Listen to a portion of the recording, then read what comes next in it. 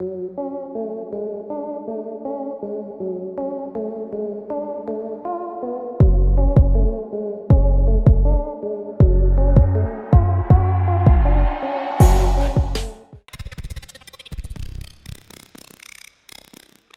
and gentlemen, our next match of the evening to be fought over three-minute rounds under unified amateur mixed martial arts rules in the Bantamweight division.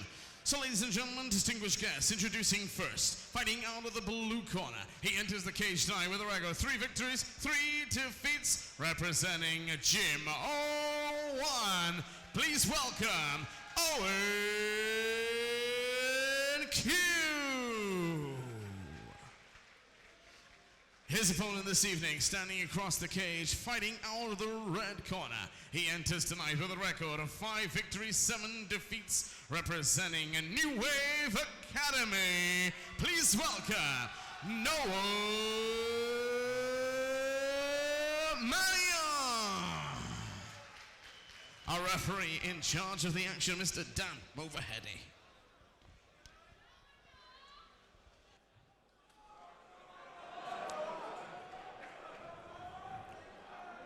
So, 2 of the more experienced amateurs on the card tonight in the Bantamweight division. Owen Kew representing Gym 01, 3-3 in the blue corner. Noah Mannion fighting out of New Wave Academy, 5-7. Portsmouth versus London.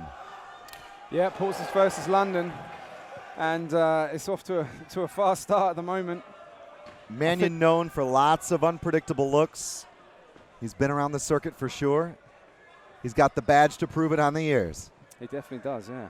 But what about Owen Kew? I mean, 21, obviously a very well-rounded guy, as you said. Where's he going to look to take this fight, do you think? Yeah, Kew, I mean, he's cut his teeth, amateur. You know, very well-rounded guy. Can do pretty much all of it. And uses his reach well in the striking area as well. You know, good off the cage. You know, so there isn't really anywhere he can be put where he's going to feel out of his depth. He's very, very well-rounded. You could see him not accepting the takedown there. Good post.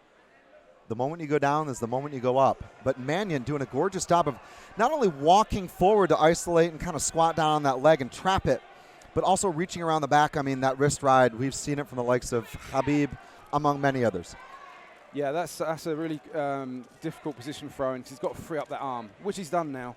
But, you know, he's eaten a few shots doing that. And Mannion possibly looking for a takedown off the double unders. Sorry, he's got 50-50. Mannion doing a good job not only of utilizing the underhook on the right, but he's also trapped the arm of Owen Kew. Yeah, and Mannion went for a foot stomp a la Marco Huas, UFC 7. Yeah, Mannion just gives a lot of looks. Again, he's got a ton of experience for an amateur, so he's a grinder for sure. And I love the choke attempt, if nothing else, to open up the pass. Yeah, from one technique to the next. I think Owen would be looking to try and scoot out a bit. I wouldn't be surprised if Owen's got the chance to stand up. Looking to make sure he keeps some breathing room there. Mannion, it would seem, is slowly cinching things up. Does he have something here? Could he fall into it? He could. I mean, there's possible darce there. He's going to go arm and guillotine, but that's the better option. Pin him to the mat, hip in. Yeah, Owen Kew's got to be careful of his neck here. Although it's not an orthodox position to get a choke, he's still in a not great spot, and he gets out. He can use his left butterfly hook as well to make a little bit of space if he wanted to. He seemed to be doing a really good job of making sure he kept straight. He kind of kept his posture as much as possible to avoid the constriction, if you will, from Mannion. Yeah, but Mannion's a tricky guy. He's relentless. He's like a dog on a bone. Yeah, no, you're exactly right. I mean, the darce will come if you're curled up in a ball, and that's when the darce will come. But if you straighten out your spine, it's really, really difficult to get. So Mannion really just controlling things here with the wrestling. Early exchanges on the feet, went straight for that takedown. Let's take a look at Kew, though. What does he got to do to turn this one around? I don't necessarily think he wants to sit on his back for the rest of 6 more minutes. No, I mean, it's almost like he didn't really get started in that round. You know, fair play to Mannion. He had really good control from beginning to end. So, you know, props to him for that. I think Kew needs to wake up a little bit. This round, he needs to be the dominator. He needs to be the one in charge now if he wants to, you know, make headway in this match.